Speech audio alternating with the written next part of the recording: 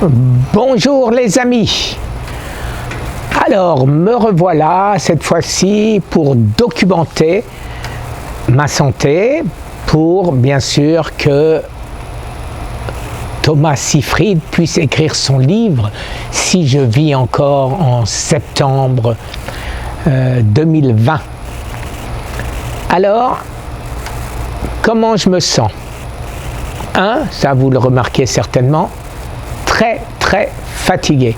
Mais très fatigué, je ne pense pas que ce soit le cancer, c'est l'absence de sommeil. Alors pourquoi absence de sommeil? Eh bien tout simplement parce que je me réveille tout le temps, mon cerveau me réveille pour aller faire pipi. Alors je me lève, bien que je n'ai pas une envie pressante, je me lève pour aller faire pipi parce que si je n'y vais pas, une demi-heure après, ça recommence. Donc j'y vais. Et ça, c'est comme du temps où j'avais ma prostate défaillante, c'est-à-dire 5, 6, 7 fois dans la nuit. Donc ça, c'est effectivement pénible. Et ça entraîne bien évidemment une fatigue quasiment irrécupérable puisque je ne dors pas. Alors, les graines de courge et le palmier nain de Floride, Sabal, j'ai commandé tout ça et j'espère que ça va servir à quelque chose. Après ça, qu'est-ce que je peux dire encore? Je remange un peu plus que de raison, à savoir des fois je mange 2 fois, 3 fois. Et de ce fait, est-ce que ça va avoir quelque chose? Je ne sais pas, mais de temps à autre, vous voyez, je retremble, bien sûr c'est considérablement moins que ce n'était, mais néanmoins je retremble un peu, vous voyez là, je retremble un peu. Et je sens une gêne dans les extrémités de cette main et non pas de celle-là. Alors, qu'est-ce que je peux dire d'autre? J'ai discuté de mon absence de sommeil avec un professeur américain qui m'a dit « Tu as de la chance ». Alors je dis « Pourquoi ?» J'en ai déjà parlé et avant que je lui en parle à lui, il m'a redit la même chose que je subodorais. À savoir que comme le cancer se développe la nuit quand on dort, que fait-il quand on ne dort pas? On a notre système immunitaire qui est à l'aguet, qui est aux aguets. J'ai tous mes nutriments que je prends qui m'aident. Et donc, si je dors 2 heures, 3 heures, eh ben, le cancer n'aura peut-être que 2 heures, 3 heures, 4 heures de possibilité, j'irais dire, de se développer. En plus, possibilité qui sera interrompue en moyenne toutes les heures. Donc, est-ce que c'est une des raisons pour laquelle mon cancer se développe moins? Je n'en sais rien, mais c'est à documenter.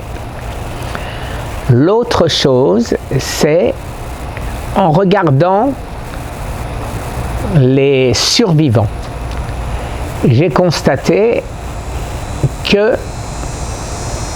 diète cétogène, régime cétogène, keto, ils le font quasiment tous et c'est recommandé quasiment par tout le monde, dont certains grands hôpitaux américains comme Johns Hopkins. Et je pense objectivement, et je l'ai déjà dit, mais pour regrouper un peu tout ce que je fais, que les gens ne soient pas perdus dans mes vidéos, je le redis là, je pense que le régime cétogène est à limiter de manière très importante, à savoir tout ce qui a un peu trop de sucre, c'était betterave, carottes, fruits, supprimé. Il est autorisé des viandes qui sont néanmoins inflammatoires, je supprime. Donc, j'essaye de prendre un maximum d'oméga 3, flaxseed, graines de chia, sardines, les petits poissons là, comment ça s'appelle, les petits poissons salés qu'on met sur la pizza. Ah, bon, je me rappelle plus, mais vous avez compris. Le petit poisson salé qu'on met sur les pizzas, quoi. C'est quand même pas compliqué. Bon, et tout ce qui est bon gras, à savoir des olives, des avocats. J'essaye de manière à rester dans les 600 calories, j'ai beaucoup de mal, à limiter maintenant la mayonnaise, puisque beaucoup de calories, à limiter, même que c'est bon, l'huile d'avocat ou l'huile d'olive, et de limiter bien évidemment tous les oméga 6 et tout ce qui peut être plus ou moins acidifiant. Alors les sauces piquantes, j'ai aucune idée si c'est acidifiant ou pas. Il faudra que je cherche, mais pour l'instant, si je m'enlève en plus les sauces piquantes, mais qu'est-ce qui va me rester? Mon chou-fleur cru, mes bâtons de céleri, mon avocat, mes olives, pas terrible. Hein. Donc effectivement, c'est dur. Je peux vous dire même que c'est très dur. Mais si effectivement, grâce à ça, ça tue le cancer, ce que beaucoup d'entre vous pensent en me voyant, en me regardant,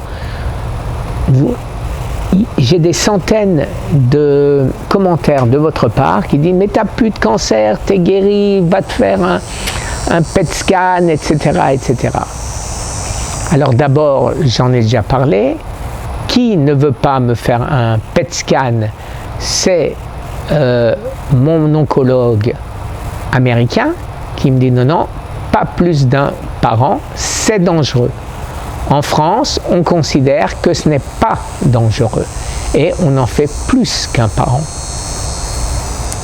Personnellement, je ne sais pas, et dans tous les cas de figure, eh ben, je ne vais pas en faire. Voilà, aussi simple que ça. Vous savez que Arnaud Tisserand, élève de Trino Soriano, aurait, je dis bien aurait, puisque je n'en ai pas encore la confirmation, il me dit que ça marche. Et je suis certain que ce qu'il me dit, il le voit, ça se voit. Donc, j'en ai parlé, bien sûr, à d'autres professeurs dont j'ai déjà parlé, et qui m'ont répondu « So what ?» Et qu'est-ce que votre samouraï peut répondre à « So what ?» Parce que eux, je suppose, par exemple Thomas Seyfried à Boston College a un microscope à fond noir. Je suppose qu'un chercheur comme lui connaît tout ça. Mais je ne laisserai pas une chance échapper, à savoir Arnaud ne parlant pas l'anglais, Trino Soriano parlant l'anglais, je vais les mettre en rapport et on va voir effectivement si on peut découvrir quelque chose auquel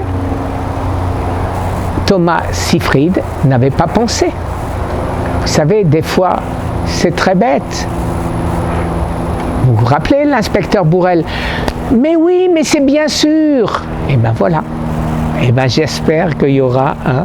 Mais oui, mais c'est bien sûr. Voilà les amis, donc cette petite vidéo. Et je vais suivre avec une autre pour pas, comme d'habitude, mélanger les informations et ne plus pouvoir donner un titre logique à la vidéo. Eh bien, à tout de suite.